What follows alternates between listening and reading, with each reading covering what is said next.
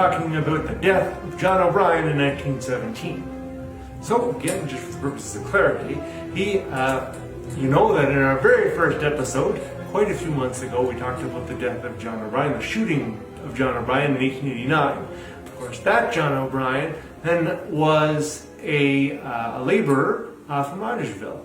This, of course, is the sawmill owner, public servant, and merchant, John O'Brien, of course, probably best known today as the father of John McPeak, or Mac O'Brien, and Leonard O'Brien. So we'll talk a little bit about the circumstances that surrounded his death in a tragic automobile accident in 1917. So again, as I often do, I'll say that I'm not a complete expert on this topic, and what I'm going to relate today is just really for narrative purposes. My sources today come from the Union Advocate and its coverage of the accident, as well as some items in the Dictionary of Membership Biography, just to kind of provide a little bit of background on John O'Brien himself. So, for those of you who have been watching for the last couple of months, you'll be somewhat familiar with John O'Brien. Of course, he had begun his life, professional life, as a clerk for George Burchell, before eventually breaking away in the late 1860s and founding his own operation. In 1870, he opened O'Brien's store, which is still a big part of Nelson's waterfront today. So he began his own sawmill in 1902. He had begun a successful political career in the 1890s. He had run in the 1887 by-elections, but had been unsuccessful. And again, as those of you who've been watching know, he got off to kind of a bumpy start in 1890 when he ran for the opposition, but crossed the floor and joined the government of Andrew Blair. And of course, you know that he was the person who was chiefly associated with the first bridge to cross the southwest Miramichi River between Nelson and Derby, known, of course, as the O'Brien Bridge, which we talked about a few weeks ago. So by 1917, John O'Brien was about 70 years old, and he had just incorporated his operations. So O'Brien Limited had as its operators, I guess, John O'Brien, Lavinia O'Brien, his wife, and their two sons, John McPeak O'Brien, more commonly known as Mac, and Leonard O'Brien. Unfortunately, on October the 13th of 1917, a tragic accident occurred at the Almshouse Crossing in Chatham. Now, to the best of my knowledge, and I could be wrong, and like I say, if I am, please feel free to leave a correction in the comments below. But as you're traveling into Chatham, of course, the railway tracks cross the road just after, I guess, if you're driving toward Chatham, you've just arrived right after the cement plant, I believe. So right about there, where the railroad tracks cross the road, John O'Brien's car was struck by a train.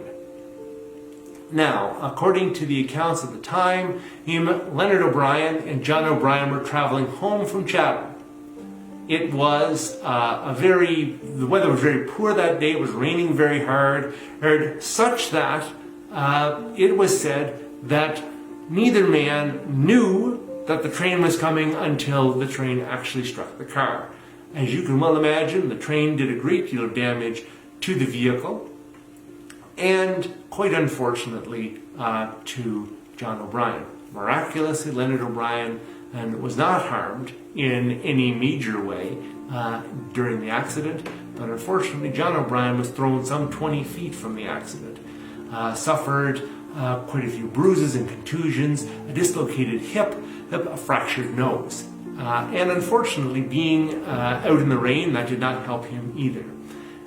He was rushed to hospital, and again, a man of 70 years old, an accident of this sort is serious for anybody, but if somebody, of course, at that advanced age at that time of 1917, things were thought to be particularly precarious. Fortunately, it seemed, O'Brien was improving. Day to day, things were getting better, it seemed. However, from being out in the rain for such an extended period of time. John O'Brien's clothes became sodden, and pneumonia, it was said, has seeped in. I guess came following in his recovery process. Now, of course, it was blamed on the cold and the wet weather that he had been in. So again, this unfortunately combined with other injuries brought about his death about a week later on October the 20th. The funeral services were held at the O'Brien home and were celebrated by Father Nicholas Power, the local priest here in Nelson. Pallbearers were drawn from throughout the lumbering community. So again, with the Burchell family, the Sullivan family, the Buckley family, and a number of others represented. Mourners came from as far away, St. John, Bathurst. So from around the province, they came again to console the family and to recognize the loss of this gentleman. When Leonard O'Brien then took over his father's business, the business itself was valued at $198,000. So Leonard O'Brien, of course, would become one of the chief operators in the wake of his father's death, and of course in 1920, 3 years later, by Beaubears Island. But of course, that is a story for another day. And so we'll close on that note, the passing of John O'Brien in very tragic circumstances in 1917. And so we'll hope to see you once again here next week with another story of Nelson, Beaubears Island, and we wish you all the very best. Thanks so much.